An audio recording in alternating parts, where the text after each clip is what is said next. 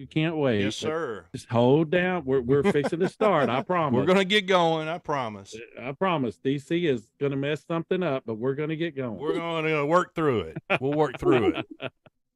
Yeah, no question about it. I'll probably mess something up. All right, you got good. live there, DH, to show We are you? live. I'm pulling up all our chat here. So Wonderful. We're going there, and we're ready whenever you are to start us All right, off. let me go ahead and get intro. Hello world, this is Kevin from Fiction Factory, and you're listening to DC and DH on the DND Dynamite 80s podcast. They have been best friends since childhood, played the same sports, attended the same schools, and now they even teach together. You're listening to DC and DH on the DND Dynamite 80s podcast. So guys, take it away. Yes, take it away. All right, ladies and gentlemen, welcome into another episode of D&D Dynamite 80s. I'm DH. And I am DC. And we're here to take you on another fantastic Wednesday night look back at the 80s, doing some reminiscing.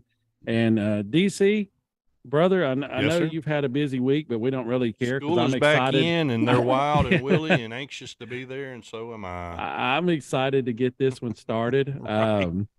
So I'm going to throw it over to you. Let's do the introductions, folks. Before we do that, we're live on YouTube. We're live on TikTok.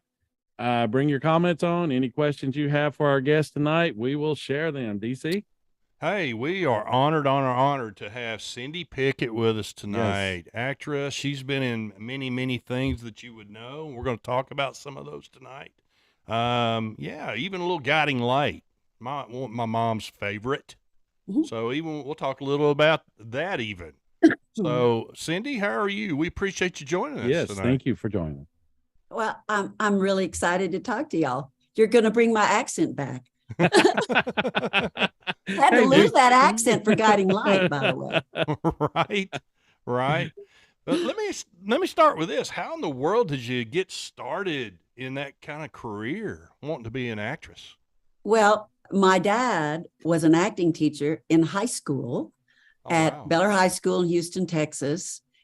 Some of his students were Randy Quaid, Dennis Quaid, Vince Spiner, who Data on Star Trek. It goes on. And then he went on to college, and he put me on stage when I was 6, Flower Girl in our town. And in junior high, I went to UIL. I don't know if UIL is, but it's where it's a speech contest. Speech and drama contest. You go all over the country and you learn competition, you learn, it's really a great, anyway, I've been brought up in it. So, and when my dad's, the head of the department at U of H, gave me the number for an agent in New York, because he knew I was going to leave for New York. And I just started working immediately. So now, I was really lucky. Yeah. So one of the things, Cindy, you've had your career. I mean, it's just so many amazing things that you've done. But one of the questions that first came to mind, because we've never had anyone that's been on like that daily soap opera thing. So I'm kind of wondering, like, the workload and the experience of that. I mean, compared to, say, doing Ferris Bueller's Day Off or, movies, what is that workload like for that? I mean, it's like every day. And if I'm not mistaken, I don't think they really take a lot of holidays or anything off. Your character does. No, when I got on, the daily note was, got to lose the Texas accent, got to lose the Texas accent. So that I worked on first, and I would go home every day. And God, I forgot your original question. But anyway, I'd go home every day and watch myself at 2:00 on CBS, because I had been a theater actress. And we all of us who've gone on to film work from soap opera, Meg Ryan, there's so many, Kevin Kline was in the studio up above me. It was film school. Yeah. And yes, the workload, you'd get 30 pages of dialogue a night when it was your character's story. But they didn't care if you were line perfect. You just needed the concept of what the line was supposed to be. So it made the scene, the acting more real, And we were live on tape at that point. So, and some of the older actors that had been on it for a long time had prompters. Wow. Okay. I tried it one time. It freaked me out. I couldn't do it. So, and then it's a big load, but your character stays prominent for like 2-3 weeks, and then they move it over and you get to, but, I know one of the great actors of the stage they brought on to a guiding light. Her name was Seda Thompson. And she was older, and they had to let her go because she was so used to in the theater doing line perfect. She just couldn't, adapt to that concept. So, it was great. It was a great experience, actually. Yeah, yeah. That's really now, cool. Let me see if this is, I'm sorry, DH. No, I was just going to say, that's really cool because that's kind of like improv, but on a different level. I mean, you're kind of developing that whole character and staying in that character with improv. That's really cool. And they tend to write it toward, like my character was a hard-nosed bitch. Well, there's not that bone in my body. And so that became her veneer. She was actually hiding this fragile woman with a heart of gold, Yeah. Yeah. So every character you see is really pretty much that person, But anyway, it was pretty cool. It was great. Really cool. Yeah. I'm trying to remember this as I don't know, what were we, DH? Middle schooler age, probably, something like that. Anyway, when we were home in summer, Mom, Guiding Light was on. We were the three. Now, DH, he had the cable. He already had the cable experience, but I had the 3-channel experience all my life. So first off, DC, I was a country boy. So DC, let me say this: we had the main 3. He had the cable. So Guiding Light was on every day for Mom. She was working. Now let me say this, DC. You said middle school. We know your senior year. Your date nights consisted of watching Guiding Light. Don't hide it. It's okay. Right. But I want to try to remember this. Were you married to Alan Spaulding? And so, were you the no, wait. I think we were married, but I didn't know if you were like Philip's mother or stepmom. I was Philip's mother. The woman he married was the stepmom, but no, maybe I was the mother. That's all I know. Okay. So you were his actual mother. I can tell you something about the soap opera. So many people at these autograph shows come up to me and say, "Oh, I watched that with my grandmother or my mother and all this," and it meant so much to them. And one day I came out of the studio in New York, and this woman, can you hear me? Yeah. Okay. Yeah. And this woman stopped me on the bottom. She said, "I just have to I have to talk to you." And I stopped, and she said, "I'm a fan," but she said, "You saved my life." And I said, "Really?" And we had this conversation, and she said, "I was ready to commit suicide, and your character had this scene where you got above that emotional place, and I, it was really cool to hear that, to know how important those soap opera, real drama affects them. Yeah. That's amazing. That's awesome. That's pretty interesting. Yes, that is. When you hear something like that, I mean, that's got to just, let you know that what you're doing is making that difference. Yeah, it isn't just cool. Phenomenal. Yeah. There are people who need that. It's a form of therapy. Absolutely. With soap operas. Absolutely. Well, it's also like a form of kind of escape from reality. Because let's just face it, these days life is tough. I mean, in the 80s, we look back, it was a lot of great times, but there were still people that had daily struggles. Sure. That gives them that avenue to kind of release, decompress and not have to think about their struggles. So and cry with you and get it over with. And yeah. Well, you kind of mentioned it, you kind of touched on it a little bit, because this is one of the questions I love to ask. Is it more difficult to play a role that has nothing whatsoever to do with your characteristics, your personality? Is that more difficult? Well, first of all, any character you see always has some piece of themselves. Meryl Streep's probably the only one I know who can completely change her everything. But but they, you know, we all get typecast. You know, I was typecast as the mother. I can do other things. I can't do a bitch very well, but, you know, you know, if you think about it, you know, Keanu Reeves does pretty much the same thing, you know, pretty much, you know, most actors. So when you go into an audition, you see a lot of people that are kind of like yourself visually and age-wise, but it's whatever you bring in that audition to that type is what, you know, what makes you get it over somebody else. But yeah. Wow. So we have a question in real quick on YouTube that I want to share, Cindy. Sharon125 wants to know, Cindy, what was your favorite role that you've ever played? Wow, good question. One of my favorite role, well, I did a series called Call to Glory with Craig T. Nelson, Elizabeth Shue. That could be one of my favorite roles because it was my era, that 60s, you know, with the Vietnam War, and I was and the U2, and the, you know, I got to go and touch the Blackbird up at Edwards Air Force Base, and wow, it was only the year, but it was really I thought I did some of my best work there. There was another thing I did called I Know My First Name is Stephen, which was I think a 2-part miniseries, a true story. And that was another of my, you know, really, I had just had my son, and he was like 4 weeks old, and I did this role. It was a very emotional role where her son gets abducted.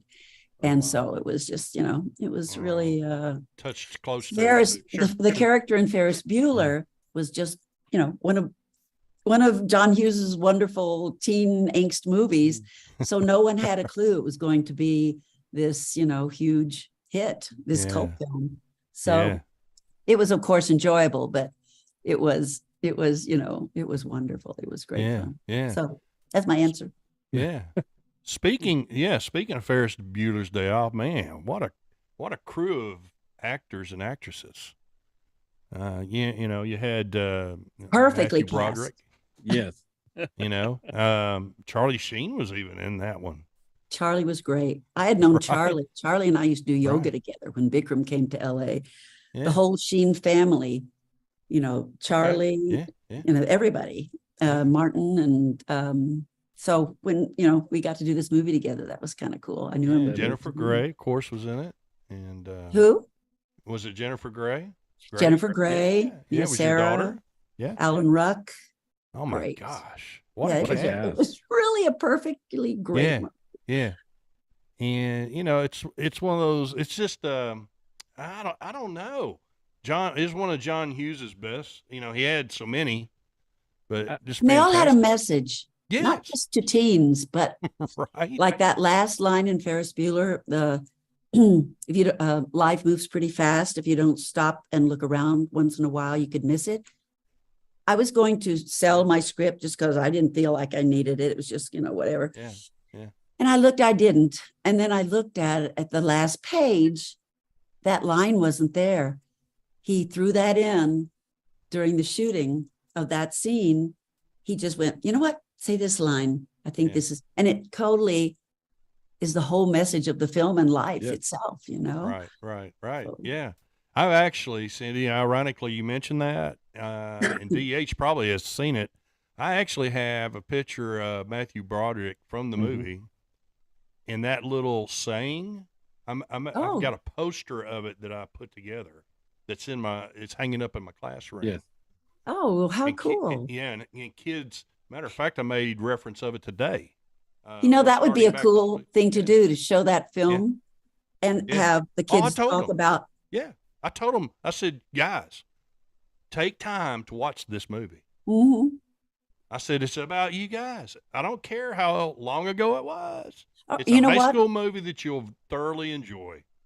They did a study once, and they said, okay, you people, whoever was in the study, who do you relate to the most? Cameron or Ferris? Wow. Like 75% Cameron. Wow. I would believe that. Yes, Isn't that that is. interesting? That's what they related to. That shocked me. That's a surprise to me. Yeah, well, not everybody's like Ferris, you know. Right. That's true. That's very true. And if He's you a leader. right. And You if got you it. think That's about true. that, especially in high school, when kids are going through a lot of changes in life, a lot of changes with their, physique and all, Sure. they don't really want to be out in front, and they're not that, That's a great point. their positivity about their self is taking hits in high school. So I Right. could see that. Self-esteem. That's really Sure. great. Yeah. Isn't that interesting? I thought that That was is. interesting. It is Very very interesting. interesting. How cool is that? Fantastic. Let me ask this as well. Is there anyone that you wish that you would have been able to work with at some point that you haven't yet? That sticks out to you? I'd love to work with Meryl Streep. I'd love to work with Wow. oh gosh, no one's ever asked me that. All the greats. Sure. You Sure. know? Well, Sure. one thing you can mark off your bucket list, you have It now will be worked us. with DH and DC. That's right. Hey, this Right. is fun.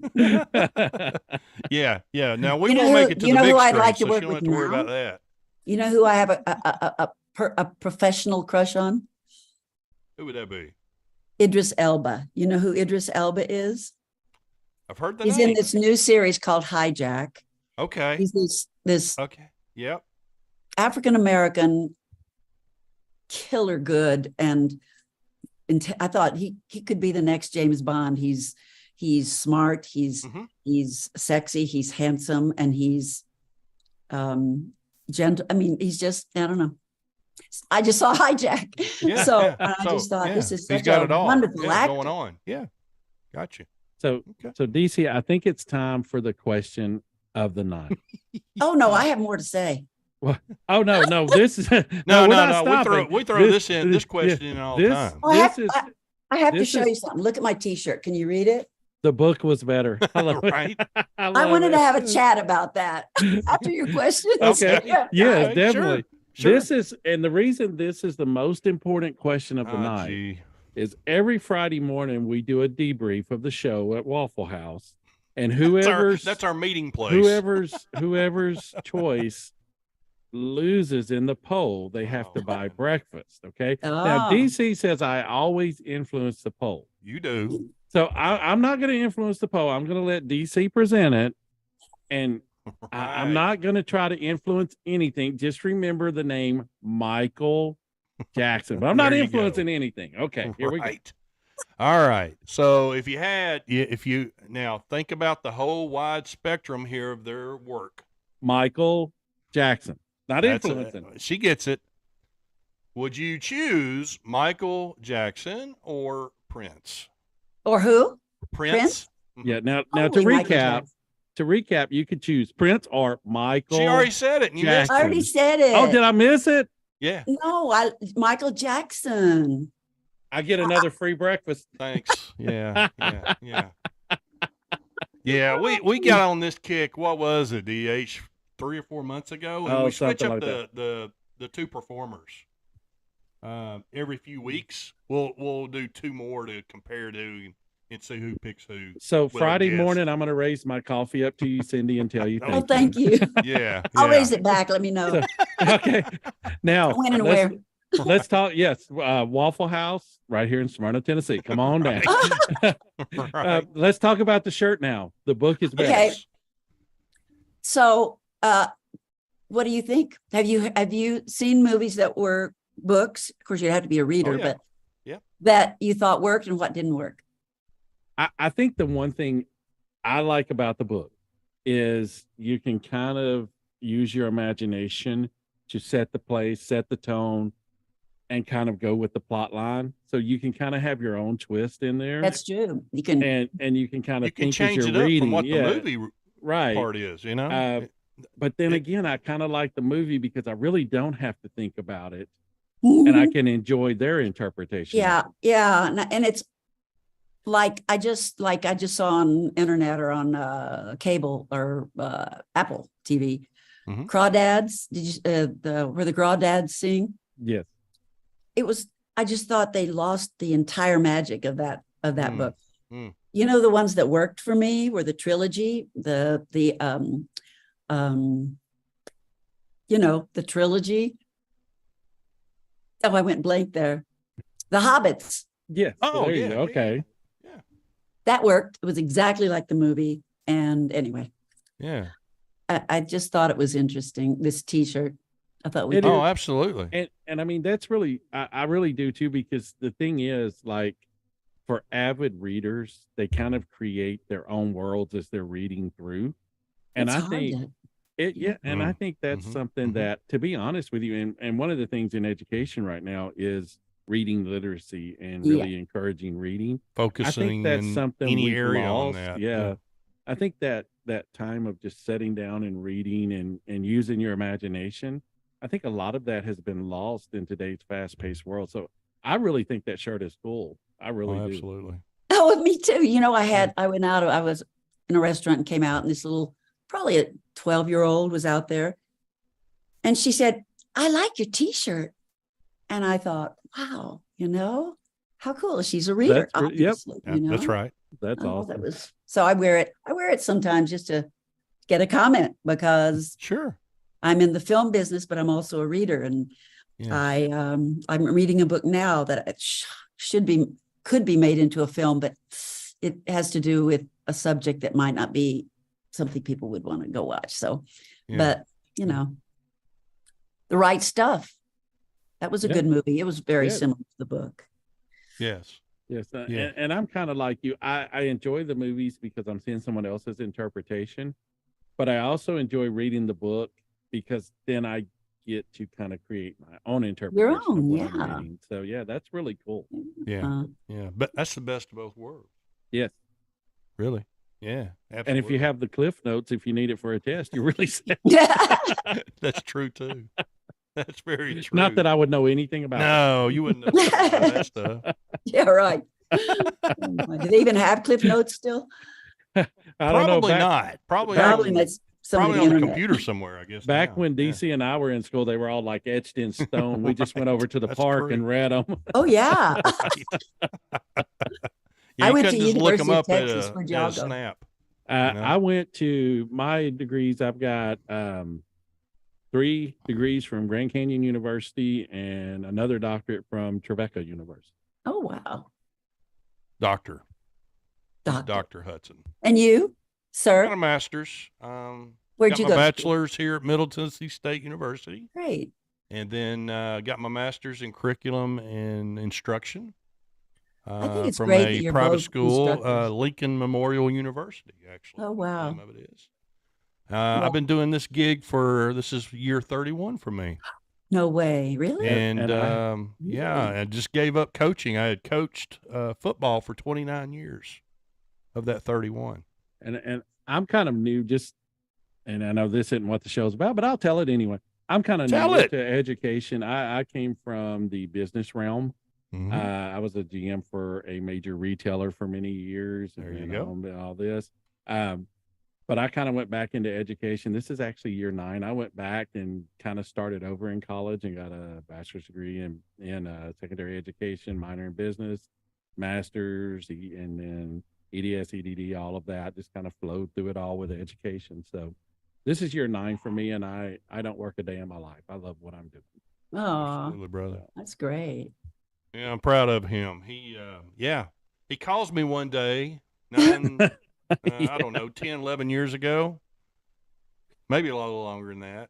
He says, about 2014, 2015. I think I'm going to switch careers here. I said, well, first of all, you're crazy to get into education, but jump into it. That was my advice. Go ahead and jump into it. And he's been awesome. Yeah. So he's a pleasure, man. He does an awesome job, and he's a great administrator too. He's going to get his own school here. So I appreciate that, but it's not going to help you on your evaluation. I know it's not. I know it's not. But I will enjoy the cup of coffee you're buying Friday morning. I know it'll go down better, Cindy. That's exactly right. You have to think of me, okay? Oh, I will. Hey, trust me. When I hold that Texas sausage toast sandwich up, and since you're from, University of Texas, I'm gonna hold it up and I'm gonna say, Everybody, this is from Cindy for me. Thank you very much. Right. I'll feel it. Yeah, DC, There thank you you. go. Yeah, DC, Yeah, thank we'll you for this film meal. it and send it to you. Okay. Oh, I'd love that. Right. Promise. It's going to be early Friday morning, but yes, I promise we will try to remember that. Okay, I know. I got. So probably next Monday we'll go, oh man, we didn't Man, film I that. forgot that. Yeah. Absolutely. Yeah. Well, what are you working on currently? You got anything going on currently?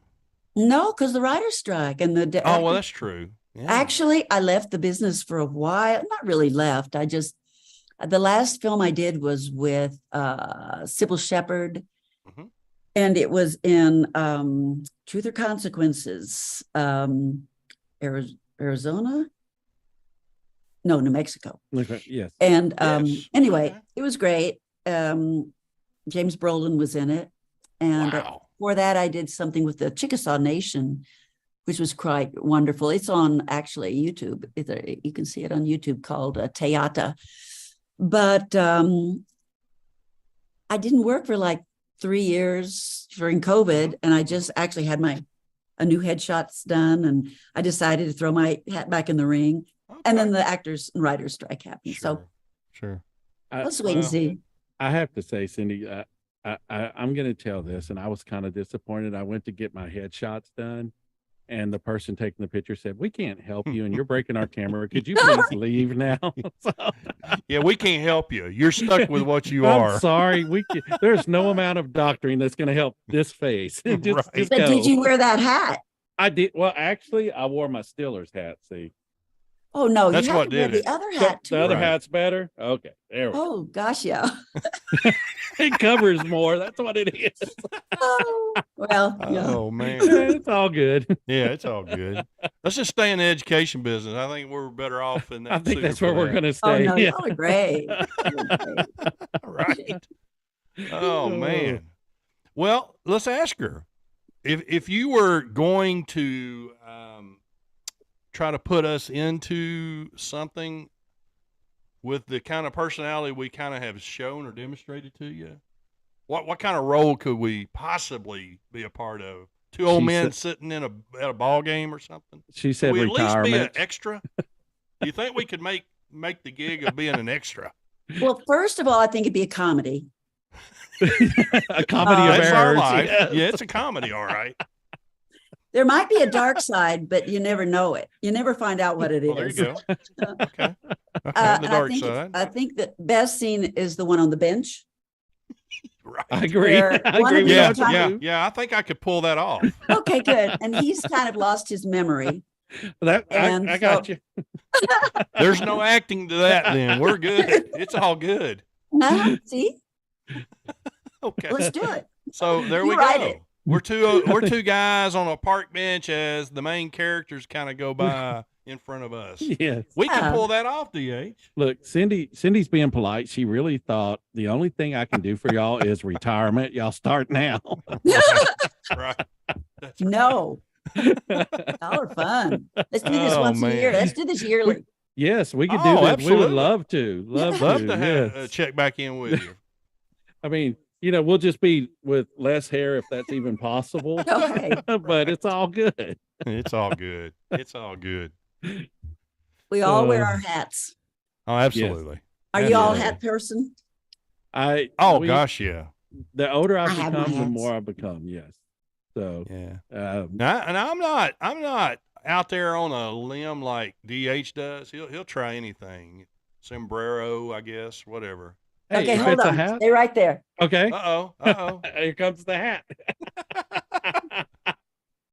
How'd you Oh, I guess? love it. Oh yeah, I there love you it. go. Yep. Yes. I love it. Okay. I'm in That's Durango, awesome. Colorado. We're after all. fantastic. So, Now so we're I guess all the I hats. guess I need to make a hat wear change too. Hold on. Oh geez. What do you got Uh-oh. for us? I'm pretty simple. I'm pretty basic. I just go with the ball caps a lot. You know what? I love ball caps. Yeah. Oh I- wow. There Now we you're go. on vacation. Yeah, I'm at the beach. See, Hey, look, That's see? a nice hat Oh, too, man. Why definitely. ain't You're you been Aussie. wearing that? Yeah, you're I need to wear Australia. that on the show. yeah. Put another love shrimp on the Just start bobby. wearing that thing. I like that. Yeah, it covers up even more. Look, if I do it like this, we're really good. Now we get some viewers. You can start the show like that. Now, you know who you're reminding me of, don't you? The actor in The Longest Yard that Adam Sandler was in. That Longest Yard. You remember the guy that was the kind of the business buddy of the warden? Right. Yep. He kind of wore a hat like that. He That's did. who that kind of reminds me of when you did that. So I didn't get his paycheck though, so I don't. No, that's true. No, that's very true. Those things I missed. By the way, you're DN and I'm DH. You're DH. Yes. It's our initials. What's your real name? It's our initials. Yeah. Yes. Okay. My real name is Dale. We just go by initials on here, but I'm Dale. I know. Hi, Dale. Yeah. Well, so the cutest thing on you is your space between your teeth. Oh, well, thank you.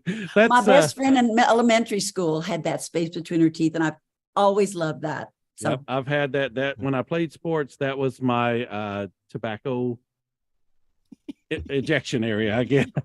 Your spit. Oh, man. I haven't done that in years, but when I was playing all the millions of folks watching this tonight didn't need to know that. No, but they do that in the movies. You could do that in our movie. Yeah, I can do that's that. What they're gonna, that's what they're going to cast you as. Yes. There's your role. Yes. You need to I've got one role. Fence, yes. You know, like in a Western or something, and do that. Yep. And I have one line. Yep. That's it. There you go. Don't even have to study. That's all I got to say. Yep. Yep. You got it down.